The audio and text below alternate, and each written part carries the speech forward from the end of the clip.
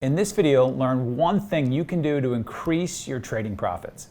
Hi, I'm Mike Bellafiore, co-founder of SMB Capital, and we're a proprietary trading firm located in Midtown Manhattan. And I'm also the author of the trading classic, One Good Trade, and the playbook.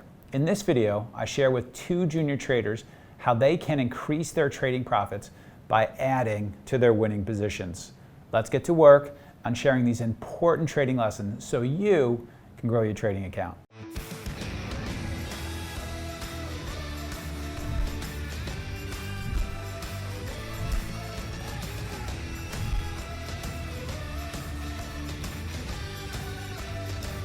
Today, Graham and I will be presenting a opening drive short trade in DKNG or DraftKings. This stock had really been in play like the whole week or 2 weeks prior to this trade. You can see this large run up, often elevated R vol each day of 2, 3, 4 times. And the specific catalyst this day was that Needham decided they would launch coverage for the first time on DraftKings, and they released a buy rating with some really positive takes on the potential long-term growth for this sports betting industry, which has really been hot, especially during COVID. There's reason to believe that we could go in either direction looking for an opening drive on this trade. On one hand, these bank upgrades as well as just analyses have been really acting as catalysts for some of these trades off the open and throughout the days, as well as the fact that now coming into the open, we're gapping up almost 5% on news that really doesn't actually change anything, just analyst upgrades. So we can really be expecting, especially with this tight pre-market range, that we could have some volatility off the open. Agreed. We don't really take a bias off this news. We just really acknowledge that this could be something that gets it to move, gets it in play. We have a very nice pre-market range we can trade off of from 61.50 to 62. So that also gives us some conviction that there could really be an opening drive here, as there's some clear levels to risk off of in this range. So we'll start it right at the market open essentially, and we're kind of holding the bottom of the range. Right before the market open, we tested below 61.50 and clearly got bid up. So that'll be something in the back of our mind, that this 61.50 definitely has some bidders potentially. So I'll play it off the open, and we'll kind of hold in the 61.60s and 70s and start stepping up. And you'll actually see I take a small long, which I stop out of very quickly before I take a short in this trade. So the market opens. You can see we're trying to hold these 60 cents, step up to the 70s. And it just really slows here. Like, if this is going to be a strong opening drive, you'd really expect this to break out if it's really going to be holding well here. So to me, those 80 cents were kind of the breakout moment, and it just kind of rejected and quickly pulls back into the 70s. And you can see from there, this is a really important part of the trade. I'll actually go back and play it a little slower. Can you see there, Matt, how the bid can't step up to 80 and hold there? Yeah, exactly. Yeah, that's an important tell you want to be looking for with your reading the tape information. Agreed. And as soon as I see those 61.80s not able to hold, I get out of the long, and then we're going to come right into the 61.50 level. It flashed there, but it couldn't hold. Yeah, so that gives me some conviction that any buyers who stepped in there really didn't want it and weren't really buying in that level, and shorts could potentially be kind of filling in there while it's holding that level. So then we come into this 61.50 level, which, Graham, if you maybe want to touch on, this is important pre-market level. Yeah, sure. So like you were talking about with the long there, I actually never got long on this on the morning just because I wanted to see a range break in either direction. But like we were talking about, once 61.80 tried on the bids and gave out, that's the kind of trade where we expect it to work essentially instantly. So the fact that it didn't and the bids backed off and just dropped out quickly makes me think that, okay, the short idea probably is the way we're going to end up going. And then I know that 61.50 is the bottom of this pre-market range, so that's the other side of this trade that I'm going to be playing off of.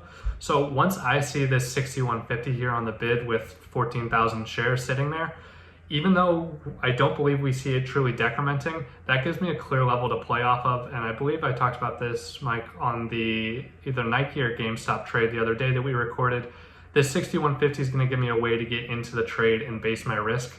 So really, I was planning on hitting in short here, hitting the bids at 6151 with a time stop attached, thinking, okay, if this doesn't give out 6150 within 30 seconds at most, I should be out of this trade and we could just chop around in this zone off the open. Agreed. You'll see me getting shorted. I believe it's 61.58 is the price I get, kind of anticipating the breakdown through this level. And if we step back up to those like 70 cents, I would be out because, like Graham said, within the next like 30 seconds in these opening drives, this should really break that range if it's going to be weak. So we'll play it from here and we'll kind of see how it reacts around the 61.50 level. See, it stalls there for a sec. I get short at 51.56, kind of seeing a stall, anticipating the breakdown. And so if we see 6150 reclaim and really start to hold on the bids, again, we could just be hitting out of this trade. It should be working very directionally, and it does here quite quickly. Yeah, and there it steps back up into the 40s. Can't even get back to 50 cents. It's maybe once on the bid. And then we get continuation to the downside, really making me think, okay, we're in the driver's seat here. We broke the range. I cover a little risk at 61.30, our first time kind of breaking that 61.50 in case it does rebid. Just covering a little more risk here on such an extended, quick move. 61 had some buyers in the pre-market a little bit, a whole number psychological level as well. If you want to learn 3 real-world setups that our traders use, including the simple setup that we teach all of our new traders and the setup that turned one of our traders into a 7-figure big money earner, check out the free webinar that we're currently running. Just go ahead and click the link that should be appearing right now at the top right-hand corner of your screen. That's going to open up this free registration page in the new window, so don't worry, you're not going to lose this video. You're going to learn more in a couple of hours from this trading workshop than from years of online education. Yeah, and so once we see these extensions, we can kind of be looking at our pre-market levels, what did volume, what might act as some support that could give us some trouble on our short, and just using that as a place to take some profits when things get too vertical. Agreed. So now we're looking for a hold under like 61.50, essentially, that initial breakdown area for continued weakness. If this is really going to be weak and push to the downside, they shouldn't be able to reclaim at 61.50. And we see that here. Yeah, 61 gets taken out very quickly, and that just shows buyers really are not interested in this right now. And I know if this 61 gives out, we're probably going to get a flush, as that was the bottom there. So I have an offer just to cover at like 60.70 in case we do get that overextended flush, which I believe we get there, and you actually see it slows right in the 70s. So question for you guys. So when you see it fail at 61.50, and Matt, you're already short, you're trying to get ahead of that. Are you thinking about adding to your short position? So you're getting in front of the stock because you think it's going to break down below 61.50, and it does, and it shows you weakness. Do you think about offering in front of 61.50 at great prices after you see it can't hold 61.50? Yes, I think that could have been a really good add area if it did get a quick push to that 61.50 level and reject, because that just gives us pretty much the best price possible for such a potential continuation trade, which could be really strong. I do have an add a little bit later in this trade after we see how this bounces and we see it bounce to 61.50 and it does start to hold under, and I don't get in at quite good of prices like you mentioned because I wasn't bidding, and that's something I definitely want to improve on this trade, but rather instead of like 61.50s, I get like 61.20s on when it's breaking back down. When you see it doesn't really hold that 61 area, are you thinking about offering out as well a little bit more at a really great price? I'm not talking about forcing in a short at 60.80 or 60.70. I'm talking about as you see the stock is working for you, as you see the trade is working for you, as you see more evidence that you're more likely to be right, should you add more risk to your original position? Yeah, I would think so, especially given that by the time we're at 60, I've already covered some of my position. I generally look at these opening drives, my entries in 2 separate two separate areas. The ones that we put on before the level actually breaks down or as the level's breaking down against 6150, and then the ones that I'm adding on into these bounces. So once we see 61 kind of stall and it seems like that's giving out, I would be putting out some small tiers at like 6120, 6130, 6140, and risking all of that against 6150. So in that down move, I covered a little more at 60.52 when tape kind of slowed into this buyer area in the post market and pre-market. So I was happy with that fill. And now I'm watching for a potential bounce and continued weakness to add. So I'm really hoping it'll hold under this blue line, which is my 9 EMA at 6140 and also like 6150. So I'll skip ahead a bit. When we get this bounce, looking for it, like I said, to hold under 6150. And I think even here you can be putting on some initial size back on. Not the full ads you'd like to put, but while we're still struggling at these prices. This is a really important issue you need to think about in your trading. So you saw the failure from 6150. That was the start of the down move. Had a pretty good down move. Comes back to that level. Do you want to short just based on price as it's pulling into 6150? Or are you going to just short just based on price with your stops above 6180? Do you put some risk on based on price and wait for most of the risk when you see it turn? So you actually, the level is 6150, it should fail from around there, but you want to actually see the turn to the downside again before you put on most of your risk, as opposed to just shorting it based on price. It's just opposed to putting it up at 61, 30, 39, 44, 47, 49, getting into a big position, stops 81, 86, 91, above the whole number for a bigger trade. Or do you want to see it come in towards that area, fail, short hard against that fail, cover against if it gets above the fail area. So maybe it fails at 40 cents, for instance, close enough, or 45 cents. You see the turn, you hit it hard, and you cover it. You say, look, I hit it hard. I see the failure at 44 cents. You hit it hard. You get really short. You cover it above 45 cents and 50 cents if you're wrong, and you give it a run that way. The way that people, and you want to be thinking about it, because in the back of your mind, there is a potential pattern here that you can see, which is it can just completely reverse and go back up. Stock's been strong, pulls in a little bit, sucks some people in short. Everyone's assuming it's just going to fail from that 6150 area. Totally doesn't.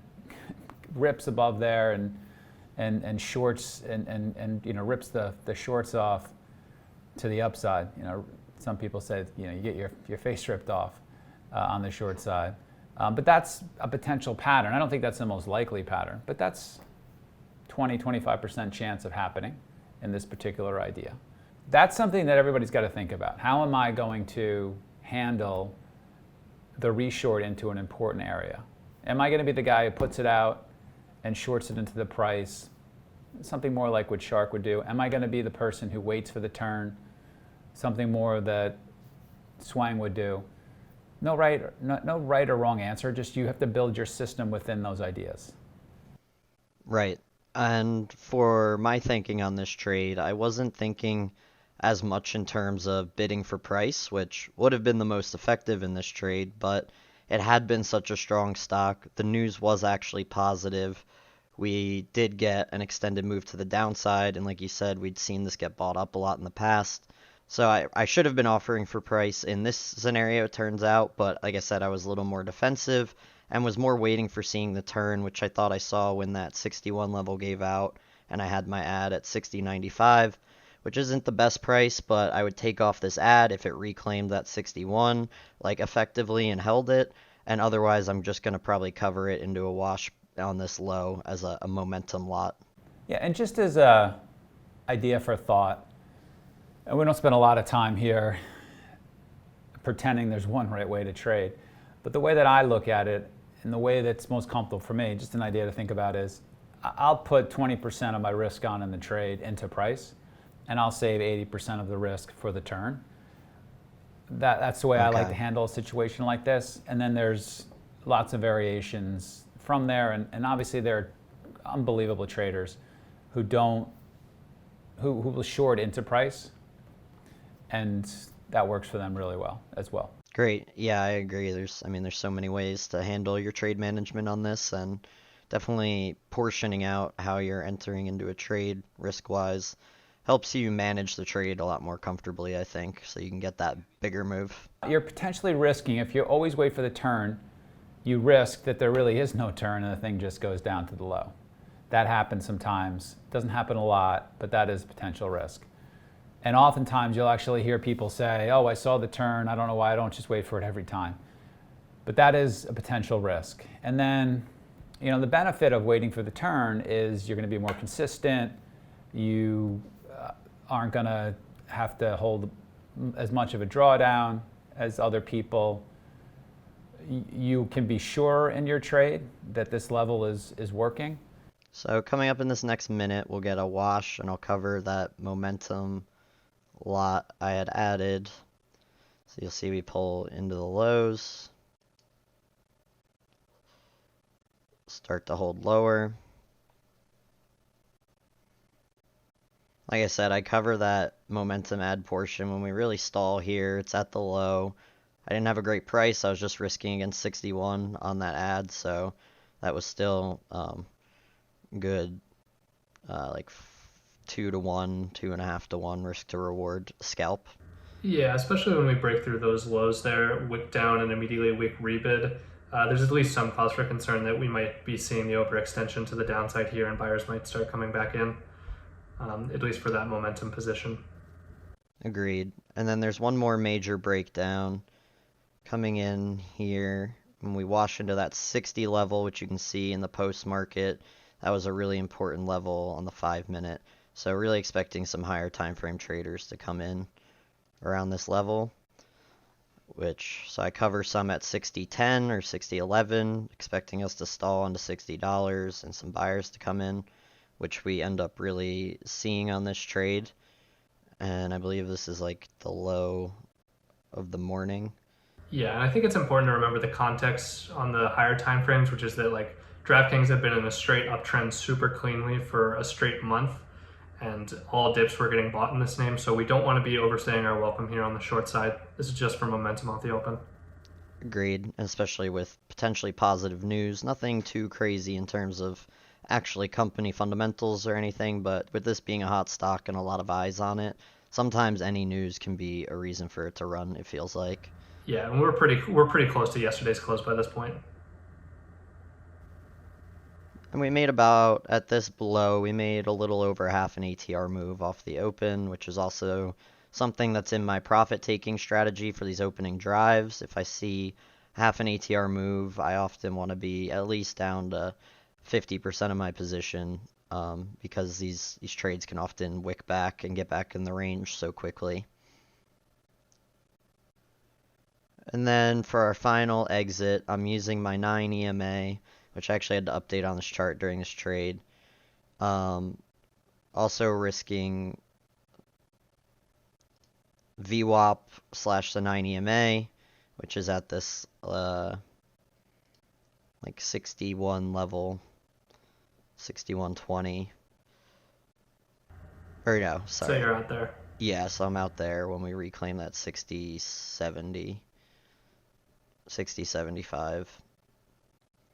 So yeah, that's kind of how I manage the risk on that. And then we'll see how it trended for the rest of the morning. You can see once we broke back over that 9 EMA, we just kind of started to hold it and to chop. And I kind of have a rule: if I trade that opening drive and do well with it, if it gets back into this opening range, I'm not going to touch it as much and just kind of let it be. And that's kind of all it really did for the morning. Trade executions look something like this. You can see that final stop out, and then not as much movement on the day. Hey, go ahead and click our subscribe button so you don't miss any of the videos they were producing for you in the trading community. And please take the time to add your feedback in the comment section for what videos you'd like for us to produce next and what you found helpful from this video. From all of us at SMB, train and trade well.